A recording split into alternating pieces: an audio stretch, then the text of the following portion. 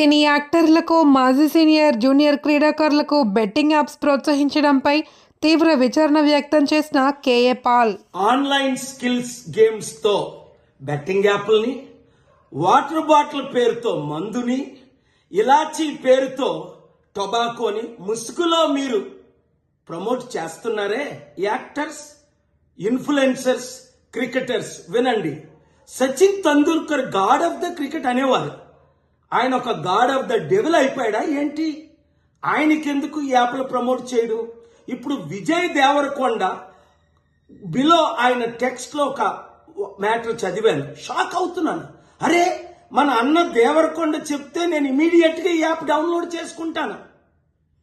అలాగే బాలకృష్ణ అట, మంచు లక్ష్మి అట, ఇలాంటి వారు 25 మంది ఇప్పుడు అరెస్ట్ అవబోతున్నారు.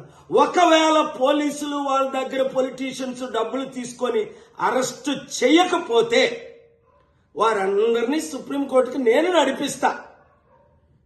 ప్రకాష్ రాజు లాగా మీరు కూడా తప్పయింది అని ఓపెన్ అపాలజీ చెప్పినంత వరకు. 2, మీరు సంపాదించిన డబ్బు ₹1 అయితే 1 కోటి, 10 కోట్లు అయితే 10 కోట్లు.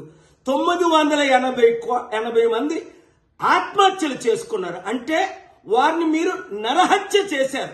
మీ ఇన్ఫ్లుయెన్స్, మిమ్మల్ని ఎంతో ఫాలో అవుతున్న ఈ ఫాలోవర్స్కి మీరిచ్చే గిఫ్ట్ ఇదేనా?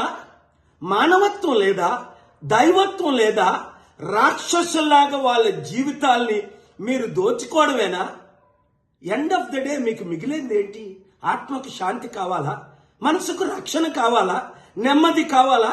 ఫ్యూచర్ మంచి పేరు కావాలా? లేదా చరిత్రహీనులుగా మిగిలిపోవాలా? ఆలోచించండి. 72 గంటల టైం మీకు ఇస్తున్నాను.